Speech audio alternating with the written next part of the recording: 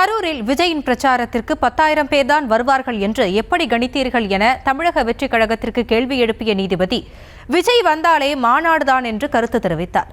அசாதாரண சூழல் நிலவினால் பிரச்சாரத்தை நிறுத்தலாம் என்று நிபந்தனை இருக்கும்போது காவல்துறை ஏன் நிறுத்தவில்லை என்று கேள்வி எழுப்பிய தவேக தரப்பு, பிரச்சார இடத்தில் இருந்த கழிவுநீர் கால்வாயை கூட மூடவில்லை என்று குற்றம் சாட்டியது.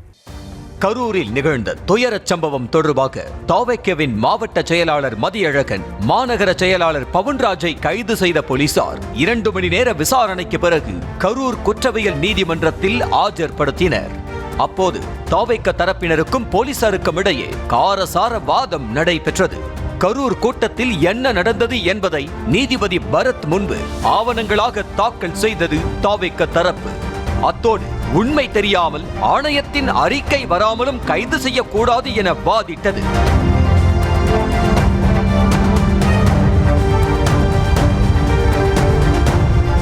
மேலும் செப்டம்பர் 19ஆம் தேதி மாவட்ட காவல் கண்காணிப்பாளரை அணுகி பிரச்சாரத்திற்கு இடம் வேண்டும் என கேட்டதாக கூறிய தவேக, லைட் ஹவுஸ் ரவுண்டானாவில் அனுமதி கொடுக்குமாறு கேட்டதாக தெரிவித்தது. லைட் ஹவுஸ் ரவுண்டானாவில் 5 பிரிவு சாலை இருப்பதால் மக்கள் வெளியேற வசதியாக இருக்கும் என யோசித்து அந்த இடத்தை கேட்டதாக கூறிய தவேக, அந்த இடம் 1,20,000 சதுர அடி என்பதை அளந்து பார்த்துதான் அனுமதி கேட்டதாக தெரிவித்தது.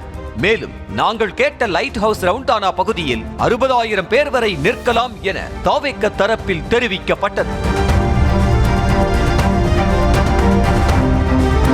அமராவதி பாலம் இருந்ததால் தான் லைட் ஹவுஸ் ரவுண்டானா பகுதியில் அனுமதி கொடுக்கவில்லை என காவல்துறை தரப்பில் விளக்கம் கொடுக்கப்பட்டது. மேலும் வேலுச்சாமிபுரத்தில் தான் அதிமுகவின் தேர்தல் பிரச்சாரமும் நடந்தது என காவல்துறை கூற, இபிஎஸ்க்கு வரும் கூட்டம் கட்சி கூட்டம், விஜய்க்கு அனைத்து தரப்பினரும் வருவார்கள் என நீதிபதி கருத்து தெரிவித்தார். நேரத்தை கடைபிடிக்காததே அசம்பாவிதத்திற்கு காரணம் என குற்றம் சாட்டிய காவல்துறை தரப்பு, கரூர் பாலத்திலிருந்தே வேண்டுமென்றே தாமதமாகத்தான் வந்தார்கள் எனவும் வேகமாக வரச் சொல்லி அறிவுறுத்தல் கொடுத்த போது ராங் ரூட்டில் சென்றதாகவும் தெரிவித்தது. மேலும் முனுசாமி கோயில் ஜங்ஷனில் வேண்டுமென்றே வாகனத்தை நிறுத்தி காலதாமதம் செய்தனர் என்ற போலீஸ், முனியப்பன் கோயில் வந்ததும் விஜய் பிரச்சார வாகனத்திற்கு உள்ளே சென்று விட்டதாகவும், அவர் வாகனத்தின் முன் பக்கத்திலேயே அமர்ந்திருந்தால் பாதி கூட்டம் கலைந்திருக்கும் எனவும் காவல்துறை தெரிவித்தது.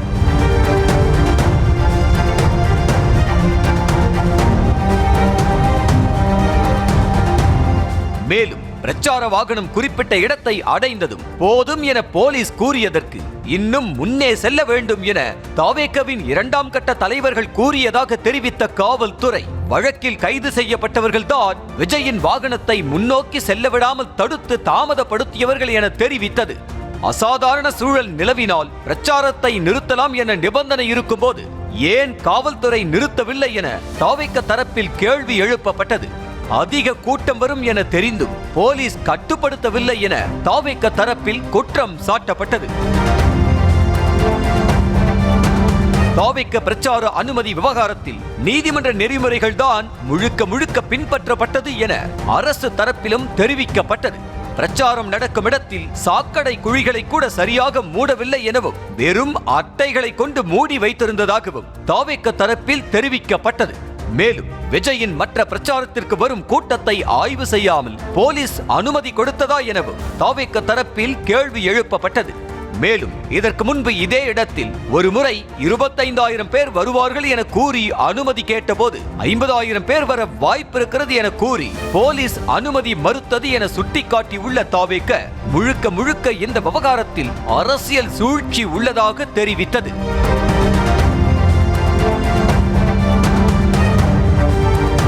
விஜய் 3 மணிக்கே வந்திருந்தால் இந்த சம்பவமே நிகழ்ந்திருக்காது என காவல்துறை கூற, சாலையின் நடுவே இருக்கும் தடுப்புகளை எடுக்க சொல்லி கேட்டபோது காவல்துறை எடுக்கவே இல்லை என தவேக தரப்பில் தெரிவிக்கப்பட்டது. நடந்த நிகழ்வுகளுக்கு நாங்கள் மட்டுமே பொறுப்பாக முடியாது என்ற தவேக, அரசு தரப்பிலும் தவறுகள் இருக்கின்றன எனவும் கூறியது.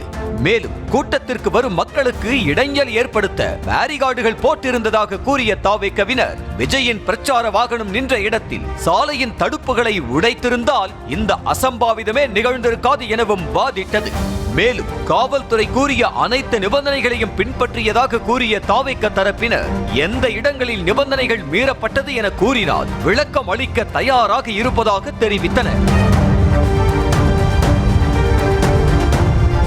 விஜயின் பிரச்சார வாகனத்தை 50 மீட்டர் முன்பாகவே நிறுத்த சொன்னதற்கு ஏன் நிறுத்தவில்லை என நீதிபதி கேள்வி எழுப்ப, அந்த இடத்தில் ஜெனரேட்டர் இருந்தது என்பதால் தான் நிறுத்தவில்லை என தாவைக்கவினர் பதில் அளித்தனர். மேலும் போலீஸ் தடியடி நடத்தும் போதுதான் கூட்டம் அலைமோதியது என தாவேக்க தரப்பில் கூறப்பட்டது. அரசு தரப்பில் அல்லு அர்ஜுன் வழக்கை சுட்டிக்காட்டிய போது அது என்ன வழக்கு என நீதிபதி கேள்வி எழுப்ப, நடிகரை பார்க்க வந்த கூட்டத்தில் நெரிசல் ஏற்பட்டு பெண் உயிரிழந்த சம்பவம் என கூறி கைது நடவடிக்கை எடுக்கப்பட்டதாக சுட்டிக்காட்டப்பட்டது. இதனை கேட்ட நீதிபதி, எப்படி 10,000 பேர் தான் வருவார்கள் என கணித்தீர்கள் என தாவேக்க தரப்புக்கு நீதிமன்றம் கேள்வி எழுப்ப, சம்பள நாள் என்பதால் அதிக கூட்டம் வராது என நினைத்தோம் என தாவேக்கவினர் தரப்பில் பதிலளிக்கப்பட்டது. அத்தோடு சட்டத்திற்கு உட்பட்டு 10,000 பேர் கூடுவோம் என தெரிவித்து விட்டோம். அதனை தாண்டியும் மக்கள் கூட்டம் வந்திருக்கிறது. பொதுமக்கள் வருவதை தடுக்க முடியாது எனவும் பொதுமக்களை தடுக்கும் அதிகாரம் போலீசுக்கு தான் இருக்கிறது எனவும் தெரிவிக்கப்பட்டது. அத்தோடு காசு கொடுத்து நாங்கள் யாரையும் அழைக்கவில்லை என்ற தாவேக்க தரப்பு, தன்னிச்சையாக வந்த கூட்டத்திற்கு போலீஸ் தானே பாதுகாப்பு கொடுத்திருக்க வேண்டும் என கூறியது. அப்போது குறுக்கிட்ட நீதிபதி, விஜயை மற்ற கட்சி தலைவர்கள் முதலமைச்சருடன் ஒப்பிட முடியாது எனவும், விஜய் ஒரு டாப் ஸ்டார், அப்படி இருக்கையில் 10,000 பேர் மட்டும்தான் வருவார்கள் என எப்படி கணித்தீர்கள் எனவும் கேள்வி எழுப்பினர்.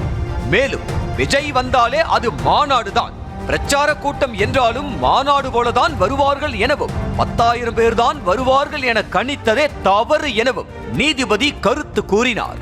இதனையடுத்து கைது செய்யப்பட்ட 2 தாவேக்க நிர்வாகிகளுக்கு 15 நாள் நீதிமன்ற காவல் அளித்து நீதிபதி உத்தரவிட்டார்.